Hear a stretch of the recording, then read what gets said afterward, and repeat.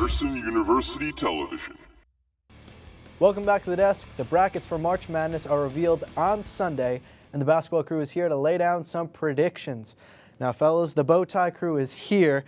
We'll start things off. The mid-major schools. We always get behind a Cinderella story. Who is that Cinderella story? Who can make the most noise? Dante, we'll start with you. For me, it's UNC Greensboro, as weird as that sounds. I mean, let's take a look at what they've done this year. 27-7 in the Southern Conference, one of the best offensive teams in the league.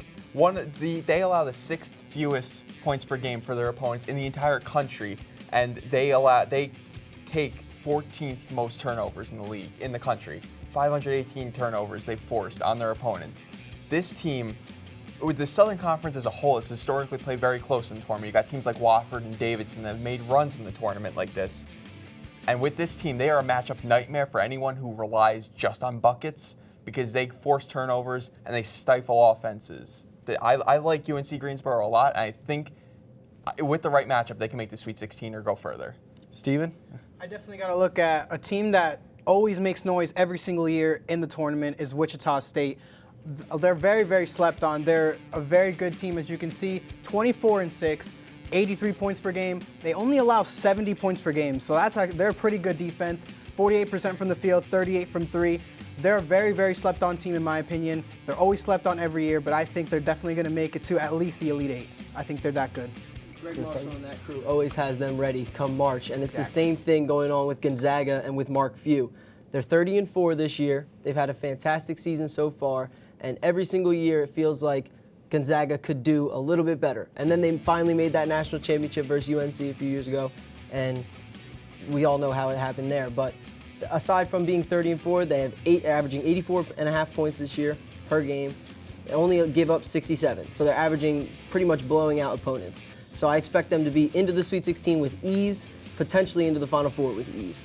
And they're definitely a second, third weekend team in this March Madness bracket coming up. Seems like Gonzaga every year seems to be everyone's sleeper pick, and they seem to fall short every year, considering their schedule is normally fairly easy. You don't think that, they have that little hangover from losing last year? You don't think that's going to affect them? I feel like it's a majority new players for Gonzaga, and I feel like Mark Few is able to establish a new culture with a new set of players, and they'll be able to at least have a fresh enough attitude to get to that makes second, sense. third UNC weekend. Greensboro hasn't been in the tournament since 2001, so I can't really speak on their precedent. Philip? I'm going to say something I never thought I'd ever hear myself say, and I actually agree with Chris here. That's a first time. I know, It's it's rare, but I think Gonzaga is a sleeper team. Honestly, right now, the team is big. They are a big college basketball team. Fifth in 2-point percentage. So the points in the paint are coming in heavy. Third in rebounding, 11th in overall scoring in the country. I mean, we've seen Mark Few take his crew far. Last year, they made it to the finals. I really can't knock them out of contention. Just every year they have a chance of making it far, and this year, I don't know if they're going to make it all the way to the finals, but I could see them upsetting a few teams along the way. Now keep it on this side of the desk. Chris Douglas, there's normally a team that is the bracket buster. You see your bracket go red, and all of a sudden there's just reds all across. This year, who is that team that can make a run to the Final Four and bust brackets? Now, they don't have a great chance to get in, but Boston College. They lost to Clemson yesterday. That really hurt their chances, but they have one of the best backcourts in the country. They're only 9-15. They average 77 points a game, but between Kai Bowman in the backcourt and Jerome Robinson, those two make up for 37 points just off scoring, and then assists-wise, they contribute another 8-10 assists. So they are the big portion of this team. And as far as backcourts, nobody can match up with them in the entire country. You got to start at the top. So, Steven? I definitely got to look at, they're a very big powerhouse team, but I still think they are very slept on, is the North Carolina Tar Heels.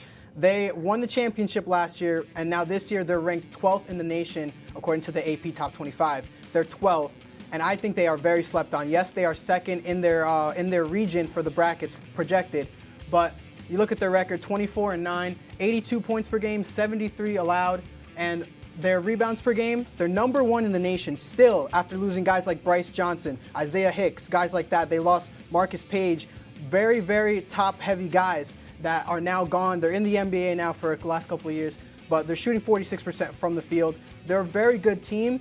But I think that they're definitely gonna, I wouldn't say upset, but they're gonna beat a lot of teams that people don't think they're gonna beat, and they're gonna definitely at least make it to the Final Four, in my opinion. That's the first ever sleeper team that's the defending national champions on Sports Desk. Dante? Well, the theme of my picks all through today is defense wins championships, and this defense is called Press Virginia for a reason. I like the West Virginia Mountaineers. It wasn't too long ago that this team was riding a 15-game winning streak. Yeah, let's take a look at what they are. They're 23-9 right now, top 100 in offense, top 100 in defense in the nation, and they force turnovers. This is a tough, scrappy team. It gets in your face if they play smash mouth ball. They're going to beat up opponents as the tournament goes on because nobody can compete with them physically. Now, Stephen, we'll keep it on this side of the desk. You talked up UNC. Yep. You said they're the sleeper. Are they going to be the team that cuts down the net in the Alamo Dome? Will they repeat? Well, I mean, you got to look at all the teams in every single region. If you start out with the Eastern region, you got top-heavy teams like Xavier, Duke, Michigan State, Gonzaga, and like Dante was saying, West Virginia, their teams not to be slept on.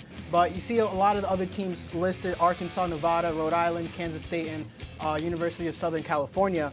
They're all pretty good teams. Obviously, Xavier, Duke, and Michigan State are the ones that are probably going to be favored in this region. If you move on to the Midwest region, it gets a little bit more iffy. You know, you got Kansas, who's always a top team, Cincinnati, Michigan, Wichita State, and Clemson, who's actually sneaking into the brackets this year.